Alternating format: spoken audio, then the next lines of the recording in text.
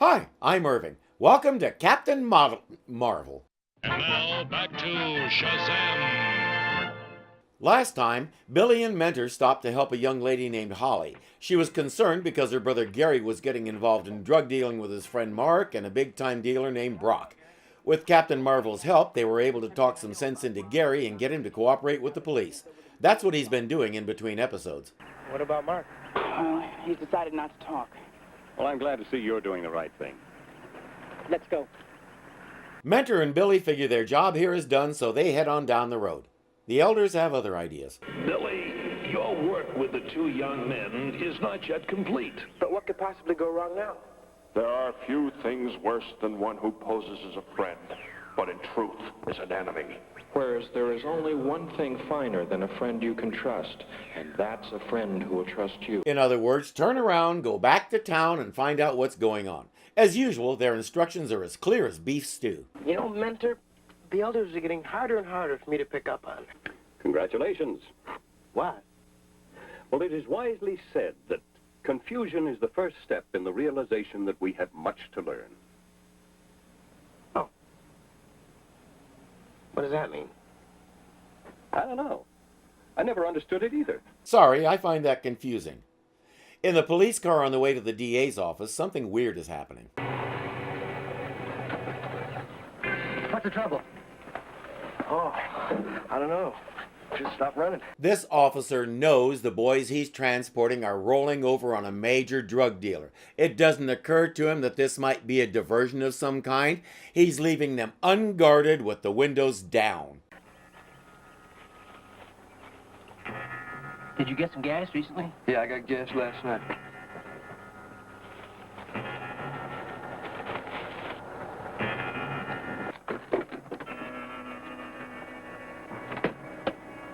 Brock, how'd you... Cool it.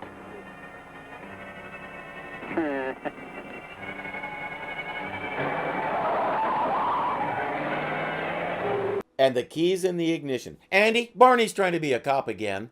Brock drives the boys to a secluded place. Hey, wait a minute, kid.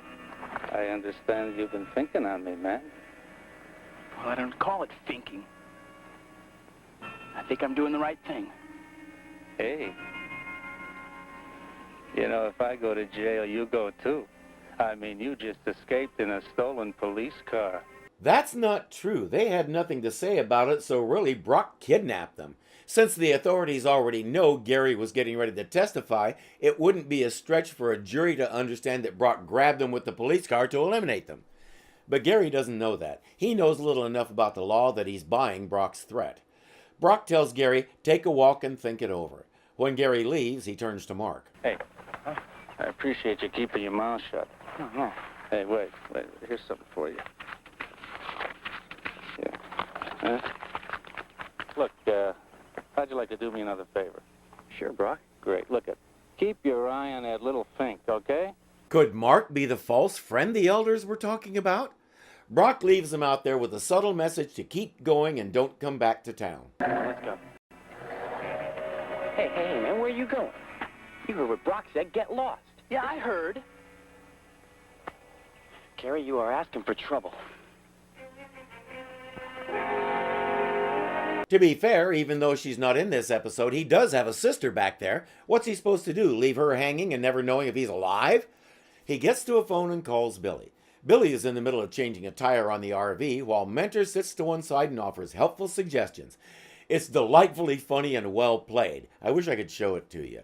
I think it's impossible not to laugh at some of Billy's expressions. Anyway, Billy agrees to meet Gary and Mark and help him sort things out. Mark is ready to run, especially since Brock is so dangerous and they don't have any evidence to put him away. I think I know a way to get some evidence. You do? Yeah. Mark, you're the key man. Me? Okay, Gary. Whatever your plan is, you can count on me.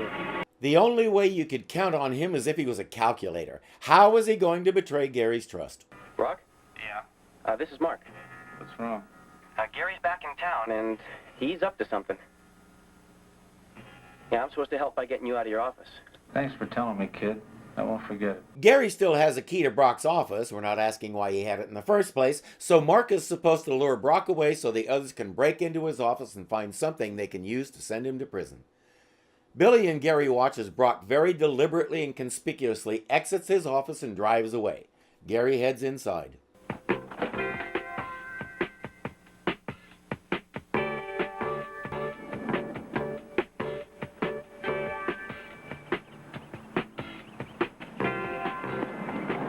Great.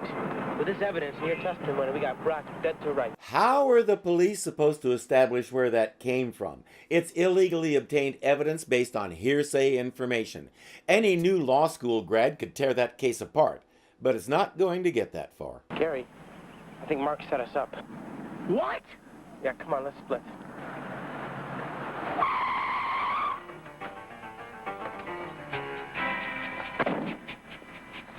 See, Brock?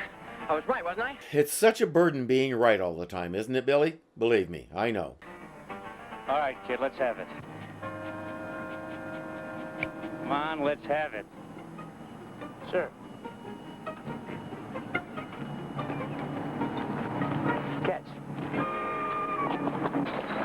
Brock!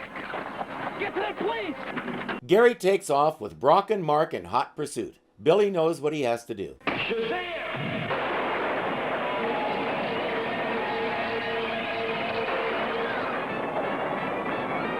Something I'd like to know, is Billy's consciousness still in there? I mean, is Captain Marvel a different person who just knows all the things Billy does? Or is he 10 years older but still Billy on the inside?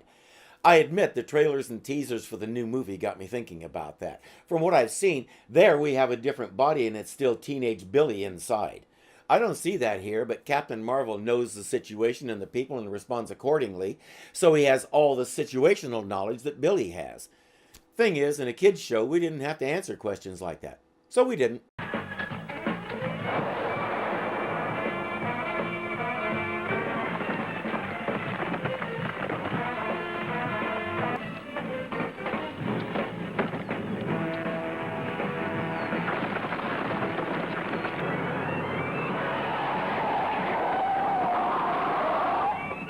I hope you love this next part as much as I do.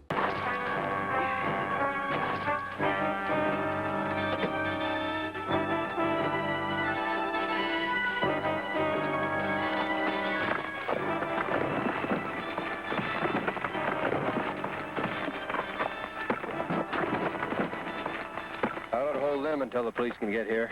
Tell the police don't forget to add a charge for making Captain Marvel mess up his hair. Gary is still careening down that mountain road and he has no brakes. Like everyone else in TV land, it doesn't occur to him to turn the engine off or use the gears to slow the car down. He just hangs on for dear life and tries to steer away from the cliff whenever possible.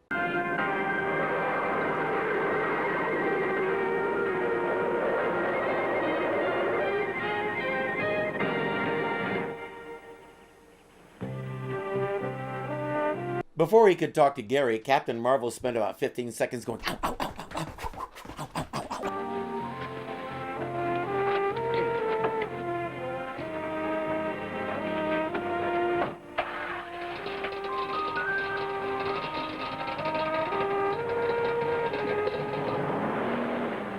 Mark is back in the police car in handcuffs this time, but at least he gets to be close to his hero, Brock. It's time for a little philosophizing with Gary. What is it, Gary? Well, that statement I just gave the police. I still sort of feel like I finked on Mark.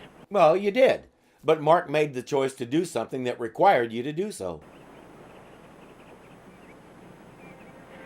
Gary, you kept Brock from ruining a lot of other people's lives. And as for Mark, you're the best friend he ever had. You kept him from getting in so deep he might never have gotten out. You probably saved his life. If you testify at his sentencing, he can probably get off pretty easy and he's free of Brock. Let's hope he has the good sense to make the most of it.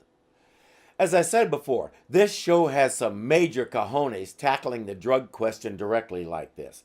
I don't know why Holly wasn't in part 2, but I'm not sure what she would have contributed anyway. The only thing that bothers me is all the focus on Gary to the exclusion of Mark. They're all intent on reforming Gary and getting him away from that awful life. What about Mark? He's heading that way and he's the one trying to take Gary with him. Is anybody concerned about him? Or is he a throwaway bad guy who's only there to get the hero in trouble? We never really defined Mark. At the end, Gary is still his friend and cares what happens to him. But throughout the entire two-part story, I get the feeling he's the only one. A little more of concern for Mark as well as Gary could have gone a long way toward making this story almost perfect. As it is, it's just well written and very enjoyable with a strong message that I hope resonated with the kids watching. That'll have to do. I'll see you next time on Captain Marvel.